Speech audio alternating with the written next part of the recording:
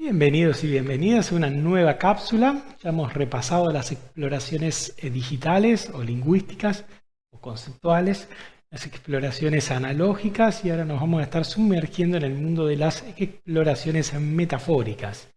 Para mí las exploraciones analógicas son como un punto intermedio porque fíjense que las analógicas siguen conteniendo lo que venimos desarrollando sobre el uso de la palabra, ¿sí?, en la comunicación. Y agrega el uso del espacio mental de representación, es decir, de los marcadores espaciales. En este caso hay otro tipo de espacio mental de representación, pero el espacio ritual, ¿sí?, marcado con las plantillas. Y ahora vamos a seguir usando el espacio mental, o sea, vamos a seguir usando los marcadores en el espacio, pero ya no vamos a trabajar tanto lingüísticamente, sino que vamos a trabajar metafóricamente, ¿sí? Entonces, en el primero es solo lenguaje, en el segundo hay espacialidad más lenguaje y en el tercero hay espacialidad y metáfora. Por supuesto que hay lenguaje para poder comunicarnos, pero lo grueso del procesamiento, ¿sí?, del procesamiento en cuanto a la transformación personal, van a ver que va a estar ligado a lo metafórico. Así que aquí es donde nos vamos a estar sumergiendo en esta nueva cápsula. Lo primero a observar sería ¿para qué hacer uso de la metáfora si ya tenemos el uso de la palabra y ya tenemos el uso del espacio? Esto sería como una pregunta lógica que puede aparecer. La primera respuesta que me viene, va a haber varias respuestas para esta misma pregunta, pero la primera respuesta que me viene es que muchas veces la palabra es un envase demasiado pequeño para dar cuenta de la experiencia que pretende dar cuenta, ¿sí? Esta misma explicación la usamos en el mundo de la identidad, es decir, cuando trabajamos identidad al nivel de la identidad dentro de la PNL, también hacemos mucho uso de la metáfora y tiene que ver con eso. La palabra es un envase muy pequeño, no es posible dar cuenta de todo lo que pasa en mi experiencia a través de la palabra, o a lo mejor si pudiera llegar a dar cuenta me llevaría infinidad de tiempo, ¿no? Porque tengo que relatar tantos aspectos y tantas cosas distintas.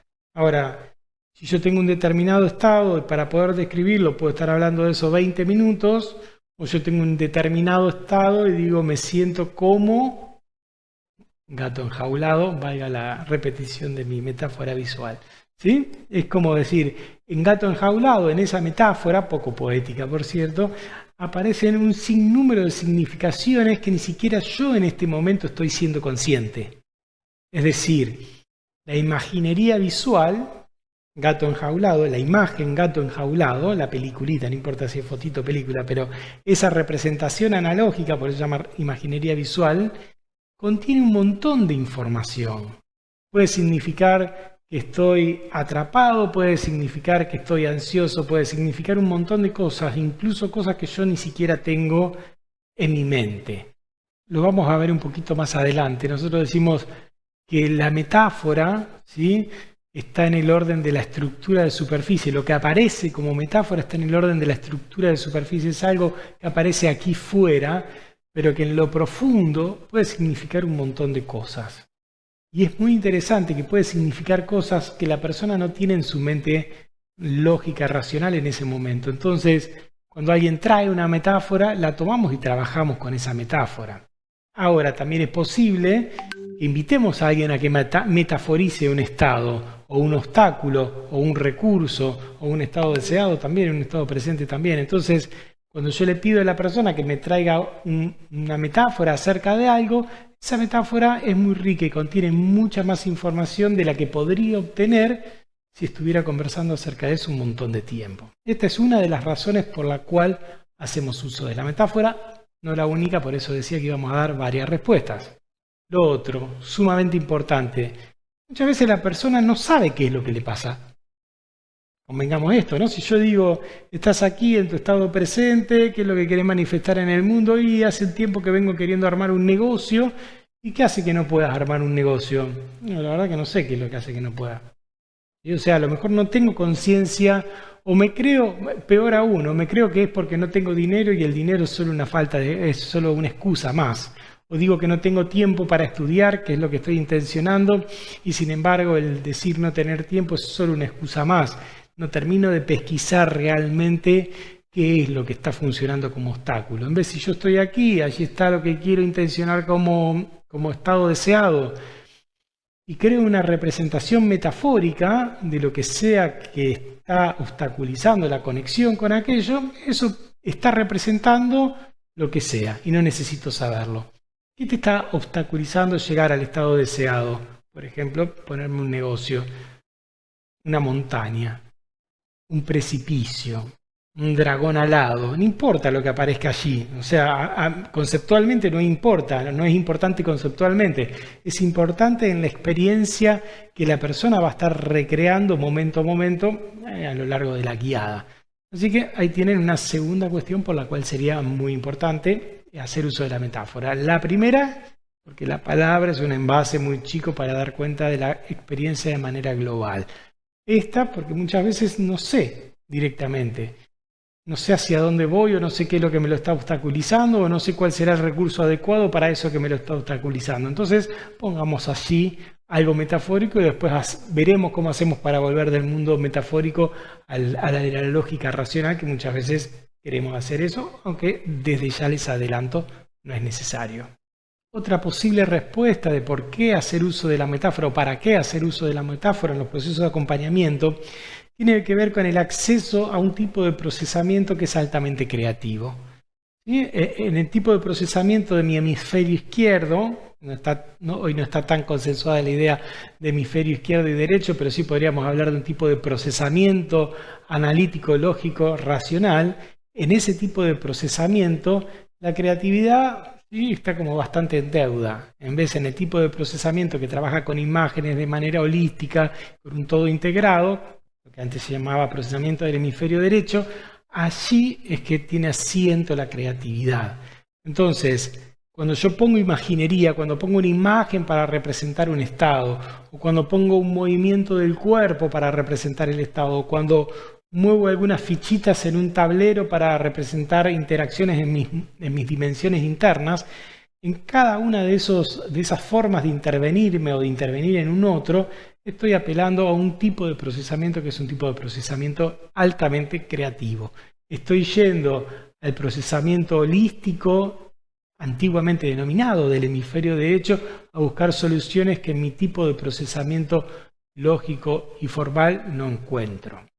Si a eso, como para seguir con la argumentación del tipo de procesamiento, le sumamos que cada vez que vamos a trabajar en el mundo de la metáfora, no cada vez, pero mayoritariamente en mi estilo por lo menos, cuando vamos al mundo de la metáfora, también lo acompañamos, ¿sí?, con un tipo de guía donde baja la calidad, baja el volumen de mi voz, baja la cadencia y empezamos a generar lo que conocemos como trance o estado hipnótico. Entonces, ya de por sí, ir a un tipo de procesamiento de hemisferio derecho, para nombrarlo mal y pronto, ya de por sí ir hacia ahí activa la creatividad. Si a eso encima le sumo la ampliación o la profundización en el estado hipnótico o el estado de trance, la persona también deja de procesar, ¿sí?, en las ondas beta, que es la del procesamiento cerebral, ¿sí?, y voy más a las alfa, es la del procesamiento cerebral de la atención y la de la lógica racional, ¿sí?, consciente, y voy más a las alfa, a las tita, donde hay un otro tipo de procesamiento más ligado a la meditación, al mindfulness, todo eso también me ayuda a ponerme en un estado altamente creativo. Entonces tenemos una doble argumentación en cuanto al tipo de procesamiento cerebral que estoy habilitándome. Por un lado, la imaginería mental, ¿sí?, la imagen, el cuerpo, los cositos en el tablero de mesa, ¿sí?, lo que sea me obliga a la creatividad o me invita, o sea, más ecológico, a la creatividad. Si encima yo profundizo o amplío el estado de trance o sumo un estado hipnótico a lo que está, a la manera en la que estamos trabajando, también estoy allí facilitando el proceso creativo. Así que esto, tercera argumentación, el tipo de procesamiento cerebral que se utiliza cuando estoy trabajando con el mundo de las metáforas, sería una tercera respuesta del para qué de este uso concreto en la clínica y en los acompañamientos. Realizado este encuadre en relación al mundo de las metáforas, me gustaría pasar a contarles acerca de una dinámica muy linda que se llama Atravesando la Frontera, diseñada por un colega y amigo, Danny Cooperman, mentor también. Pero antes necesitaría especificar, por las dudas que no esté claro para todos, qué es una metáfora, porque venimos hablando de la metáfora, metáfora, metáfora, y por ahí no di cuenta de una clara definición acerca de eso. Si un chico puede jugar a que es el jinete de un caballo con un palo de escoba, es porque el palo de escoba es la representación metafórica del caballo. El palo de escoba es el representante y lo representado es el caballo. Eso es una metáfora, cuando algo aparece simbolizando otra cosa de una cualidad distinta. ¿Sí? Entonces, si mi estado es enojo y a lo mejor quiero poner una metáfora visual de ese enojo, sería imaginería visual, que por ahí lo dije. Yo quiero traer una metáfora visual de ese enojo y me viene la imagen del muñequito rojo de Intensamente, por ejemplo. O me viene una imagen visual y me viene un leopardo, ¿sí?, agazapado a punto de cazar a su presa. Esa imagen que me viene a modo de representación analógica, ya que estamos, es un representante metafórico de mi enojo. Un representante visual metafórico de mi enojo. Ahora, también hay representante somático. ¿Cómo sería en mi cuerpo el enojo? Mostrame en tu cuerpo cómo es el enojo.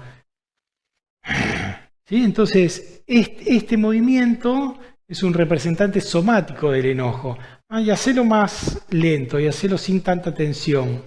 Entonces, ese movimiento que empiezo a pulir y a encontrar es representante somático, ¿sí? Representante metafórico somático, o el cuerpo como representante metafórico, es lo mismo. Quiero que quede claro que no siempre las metáforas son imaginería visual, no siempre la metáfora es algo que me cierro los ojos y me imagino. A veces es el cuerpo, que también puede funcionar como metáfora.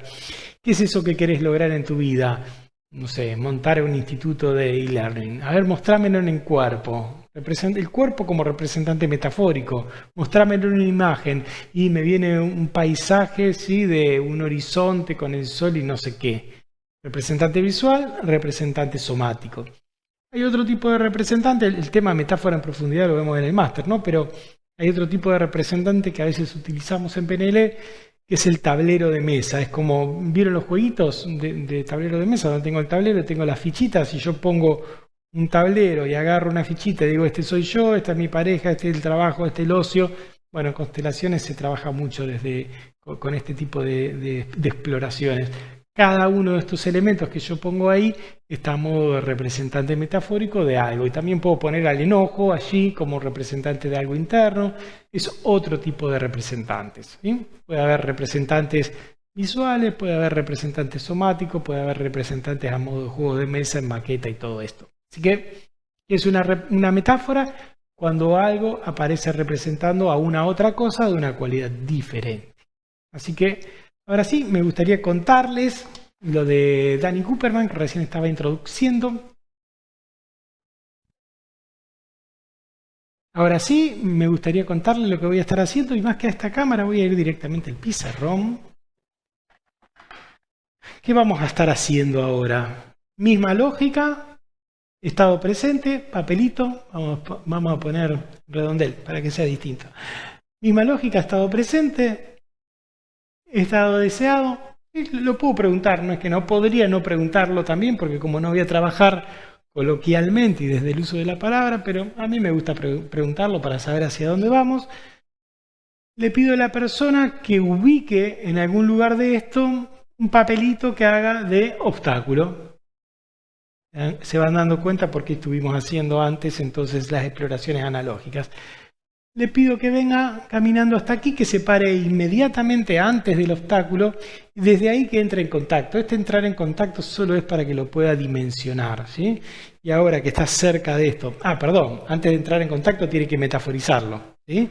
Estado presente, estado deseado, que ubique qué es lo que hace de obstáculo de interferencia y qué es eso que hace de obstáculo de interferencia. Y es una montaña, es la Aconcagua, es un precipicio, ¿sí? Lo que sea que aparezca, un obstáculo, pero puesto ahora de manera metafórica, ¿sí? Eso sería como lo importante. Entonces voy hasta ahí, estiro las manitos, lo toco, simplemente para A lo mejor le pregunto la temperatura o el peso o el color o si tiene algún tipo de textura. Todo este tipo de preguntas solo facilitan la asociación de la persona con el obstáculo y no tiene ninguna otra intención más que eso, de ayudar a que la persona entre en contacto con eso. Cuando ya pudo entrar en contacto con eso, hago un centramiento de conexión con el infinito campo de recursos que habita en nosotros, ¿sí? Entonces, ahí ya cambia la jugada. Ya estoy aquí, pude identificar el obstáculo, ya lo tengo metaforizado, empiezo a hacer un centramiento. ¿De qué es el centramiento? Es un centramiento orientado a conectar con los recursos. Y tengo la creencia de que en cada uno de nosotros existe un infinito reservorio de recursos que está a disposición. Y cada vez que atravesaste alguna situación difícil y saliste nervioso porque tuviste contacto con eso, y tantas formas distintas de poder. Sí, ahí hay todo un uso del lenguaje, que ya lo vamos a ver, lo vamos a ver en el módulo que se llama la magia del lenguaje. Por ahora no se horroricen con la forma de hablar que van a escuchar ahí, ya la vamos a aprender. Pero es como ir creando la experiencia en la persona, ¿sí? Lo vimos en el módulo de centramiento, obviamente, de conectar con esa experiencia de recursos, para luego regalarle la pregunta: y del infinito campo de recursos que habitan en ti, tengo una gran curiosidad por saber qué te regala tu mente inconsciente como forma de estar representando ese recurso que te va a ayudar a ir más allá de la frontera. ¿Sí? Entonces, ¿qué hago? Llevo a la persona a que se sitúe cerca de la frontera, que está metaforizada de manera visual en este caso. Está todo control en contacto, comienzo la visualización, ¿sí? Para ir hacia el centro, y cuando estoy en la visualización, cuando siento que la persona está ahí, conectó, abrió, entró en contacto con todos los recursos que ya tiene, le regalo la pregunta para que identifique en qué tendría que transformarse. Entonces, solo por seguir el ejemplo, el obstáculo es un precipicio, tengo que transformarme en águila y pasar volando. Cuando ya tengo todo esto, lo que voy a hacer es pasar volando. Pasaría volando por aquí, no quise. Bueno, lo voy a dibujar. Bien, me hace sentido dibujarlo de esta otra forma. Tiqui, tiqui, tiqui, tiqui. Paso a través, por eso se llama atravesando, ¿sí? La frontera. A mí me encanta, es una dinámica sumamente útil, muy rica y económica, en el sentido que es fácil de llevar a cabo, ¿no? Entonces, la persona ahora ya está del otro lado. Y ahí hay como distintas formas de terminar el ejercicio. Después le vamos a dar una vuelta a todo esto en las conversaciones. Pero básicamente, una vez que la persona está del otro lado de la frontera, puedo preguntarle, siendo águila, de qué cosas tuviste que hacer uso para llegar hasta aquí. Lo importante es que en este desplazamiento, desde antes de la frontera hasta después de la frontera, hacer que la persona realmente sea el águila. Que pase, sí, en su corporalidad yo tengo que ver águila, porque si no, no está funcionando bien. Es como, sí, soy águila y paso caminando. No, no sería lo adecuado. Si yo paso siendo águila del otro lado, ahí sí puedo, dos formas de terminar la dinámica. Insisto, lo cuento rápido, prefiero que vean la demo y después la ampliación en las conversaciones con Sofi. ¿Qué cosas hiciste uso de siendo águila? El poder ver desde lo lejos, la capacidad de mis garras y la transformación, ¿sí? Como puedo bajarlo a algo concreto. Podría no bajarlo, podría dejarlo totalmente en forma metafórica. Hay como dos posibles resoluciones. Tantas maneras distintas de siendo águila hacer uso de todo lo que está en ti y dejarlo metafórico, o cuáles son las cosas que hacen que el águila esté acá y que tiene que ver esto con tu vida, ¿sí? O sea, después le vamos a hacer un doble clic a esa parte. Primero, por ahora, mostrar la lógica de los marcadores espaciales, es decir, el componente analógico del juego, si quieren, más ahora la metaforización, ¿sí? Hay una alta carga de metáfora visual, porque por lo general pedimos acá que haya metáfora visual y en qué te tenés que convertir, la persona lo nombre, y ahí sí aparece más una metáfora, si pueden, somática. Podría no aparecer, depende del estilo del acompañante y del consultante. Yo, si es águila, ¿sí? Me gusta que pase volando, no digo que no, y ahí aparece el cuerpo como representante metafórico del águila. podría ser que haya una alta conexión sin que haya realmente una representación metafórica desde el cuerpo, funcionaría también bien, pero si lo pueden llevar a que la persona encarne esa experiencia de estar siendo esa metáfora, es mucho mejor. Una vez que estoy del otro lado, simplemente cierro el ejercicio, guardo los aprendizajes y esto es lo que voy a estar compartiendo en la demostración que sigue en la próxima cápsula. Recalco nuevamente las virtudes de cada uno de estos tipos de exploraciones antes de ir a la demo.